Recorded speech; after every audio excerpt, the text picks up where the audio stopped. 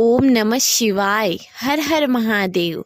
प्रिय भक्तजनों, आप सभी को सोमावती अमावस की हार्दिक शुभकामनाएं। आज कार्तिक मास का सोमवार है और जिस भी महीने में सोमवार के दिन अमावस्या तिथि होती है उसे सोमावती अमावस कहते हैं। प्रिय भक्तजनों, इस वीडियो के अंतर्गत आप सभी सोमावती अमावस का महत्व और सोमावती अमावस की कथा का श्रवण करेंगे।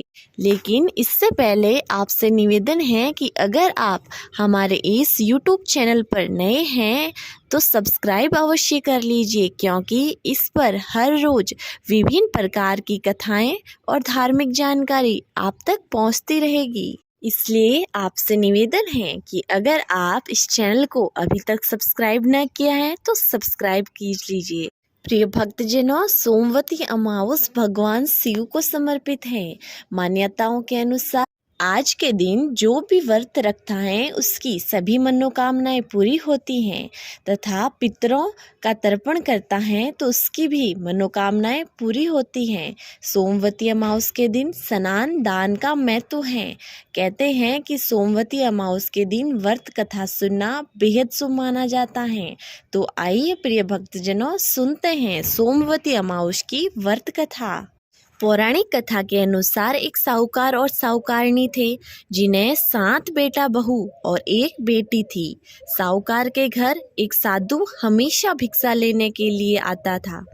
बहुएं आटा डालती तो साधु आटा लेकर अमर सुहाग का आशीर्वाद देता, और जब साहूकार साहूकारनी की बेटी आटा डालती तो साधु कहता कि तेरे सुहाग में तो खोट है।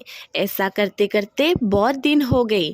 एक दिन बेटी ने माँ को कहा कि माँ, एक साधु भिक्षा लेने के लिए आता है जो भाभीियों से भिक्षा लेता है, लेकिन मुझे कहता है कि तेरे भाग में दुख लिखा हुआ है। यह सुनकर माँ जल्दी से बाहर आई और साधु को कहा कि आप इसको रोज रोज खोटा क्यों बोलते हो। जब साधु ने कहा कि मैं मन से थोड़ी बोलता हूँ, इसकी रेखा बता रही है कि चौथे फेरे में यह विधवा हो जाएगी। जब माँ ने कहा कि आपको इतना मालूम पड़े तो ये बताओ, 7 समुंदर पार सोमा धोमन रहती हैं, वह सोमावती अमावस करती हैं। अगर वह अपनी सोमवती अमावस का फल इसके पति को दे देती हैं तो वह जीवित हो जाएगा। जब साहूकारनी ने अपने 6 बेटों से कहा कि इसके साथ सोमा धोबन के घर जाओ, तब 6 बेटों ने मना कर दिया। सबसे छोटे वाले बेटे ने कहा कि माँ, मेरे साथ मैं रोटी और चूरमा के लड्डू बांध दो, मैं बहन के साथ मैं 7 समुंदर पार सोमा धोबन के घर जाऊंगा। माँ ने साथ में भाता बांधा, दोनों रवाना हो गए। रास्ते में विश्राम करने के लिए रुके तो पेड़ के ऊपर एक गिद्ध का जोड़ा रहता था। वे अंडे देते ही कोई न कोई जानवर उसके अंडे को खा जाते थे, उसके बच्चे को होने ही नहीं देते। उस दिन वे अंडे देने के लिए उड़े तो एक मगरमच्छ गिद्ध के अंडों को खाने लगी। तो साहूकार के बेटे ने अपनी लाई हुई रोटी और चूरमा के लड्डू को उसके आगे रख दिया। मगरमच्छ तो वही खाने के लिए वापस चला गया। इधर गिद्ध का जोड़ा वापस आए तो देखा कि अंडे बचे हुए पड़े हैं।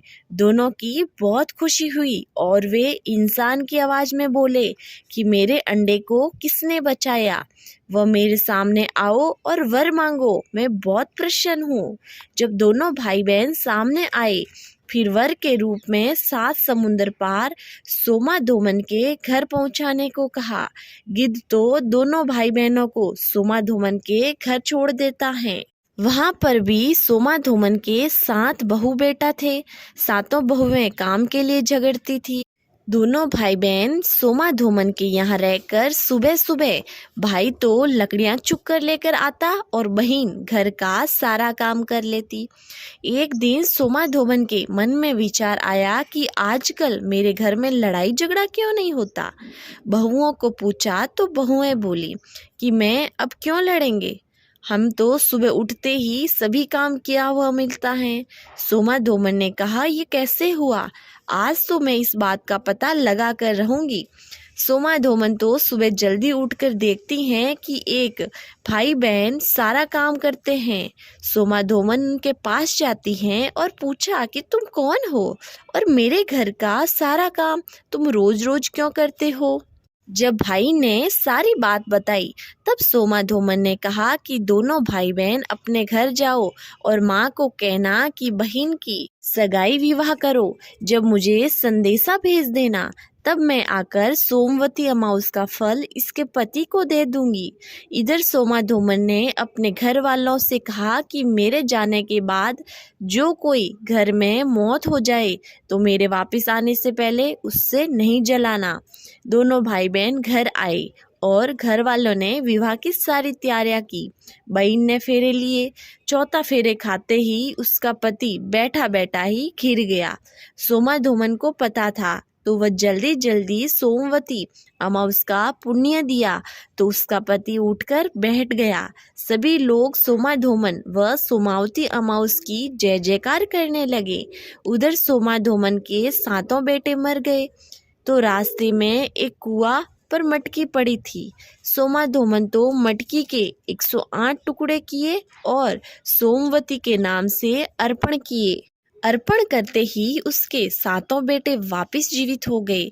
जो भी सोमवती अमावस्या बड़ी निष्ठा से करते हैं उनके परिवार में कभी विपदा नहीं आती है तथा पूरा परिवार सुखी रहता है। प्रिय भक्तजनों, ये थी सोमवती अमावस की पौराणिक कथा। मुझे पूरी उम्मीद है आपको बहुत पसंद आई है तो वीडियो को लाइक कीजिए और चैनल को सब्सक्राइब अवश्य कीजिए। मिलते हैं अगले वीडियो में, तब तक के लिए हर हर महादेव।